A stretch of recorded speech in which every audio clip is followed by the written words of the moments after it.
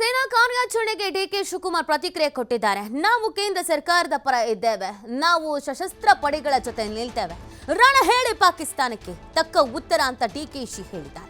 ಜೈ ಹಿಂದ್ ಅಂತ ಟ್ವೀಟ್ ಮಾಡಿದ್ದಾರೆ ಡಿಕೆಶಿ.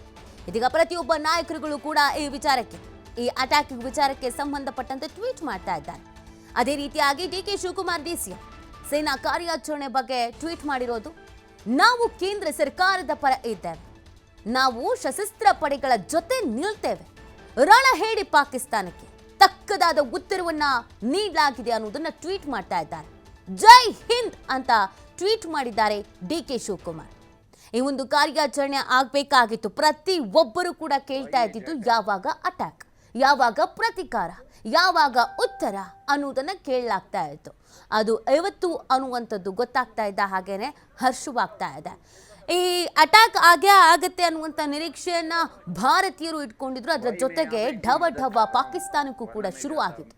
ಭಾರತ ಯಾವುದೇ ಕ್ಷಣದಲ್ಲಿ ಬೇಕಾದ್ರೂ ಅಟ್ಯಾಕ್ ಮಾಡಬಹುದು ಅಂತ ಪಾಕಿಸ್ತಾನದ ರಕ್ಷಣಾ ಸಚಿವ ಆಸಿಫ್ ಕ್ವಾಜಾ ಹೇಳ್ತಾನೆ ಇದ್ದ. ಯಾವಾಗ ಬೇಕಾದ್ರೂ ಪಾಕಿಸ್ತಾನದ ಮೇಲೆ ಅಟ್ಯಾಕ್ ಆಗಬಹುದು ಅಂತ.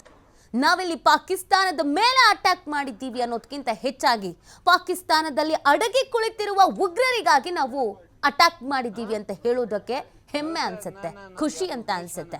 ಯಾಕಂದ್ರೆ ಇವರು 7 ಎಕರೆ, 50 ಎಕರೆ, 100 ಎಕರೆ, 200 ಎಕರೆ ಜಾಗದವರೆಗೂ ಉಗ್ರರನ್ನ ಸಾಕ್ತಾ ಇದ್ರು, ಸಲಹುತ್ತಾ ಇದ್ರು. ಆ ಉಗ್ರರಿಗೆ ಮಸೀದಿ ಅಂತೆ, ಮದರಸ ಅಂತೆ ಎಲ್ಲವನ್ನ ಕೂಡ ಬಿಟ್ಕೊಟ್ಟಿದ್ರು. ಏನ್ ಮಾಡ್ತಾ ಇದ್ರು ಅದರಲ್ಲಿ ಅಂತಂದ್ರೆ, ಬಾಂಬ್ ಹೆಂಗ್ ತಯಾರಿಸೋದು, ಉಗ್ರರನ್ನ ಹೆಂಗ್ ಆಯ್ಕೆ ಮಾಡ್ಕೊಳ್ಳೋದು, ಉಗ್ರ ಆಗಿ ಯಾವ ರೀತಿಯಾಗಿ ಆತನನ್ನ ಬದಲಿಸೋದು, ಅಟ್ಯಾಕ್ ಮಾಡೋದು ಹೆಂಗೆ, ಟೆಕ್ನಾಲಜಿಯಲ್ಲೂ ಕೂಡ ಹೆಂಗೆ ಉಗ್ರರು ಅಪ್ಡೇಟ್ ಆಗಬೇಕು ಅನ್ನೋದನ್ನು ಹೇಳ್ಕೊಳ್ತಾ ಇದ್ರು. ಹೈಲಿ ಅಡ್ವಾನ್ಸ್ಡ್ ಆದಂಥ ಟ್ರೈನಿಂಗ್ ಅನ್ನ ಮಾಡ್ತಾ ಇದ್ರು.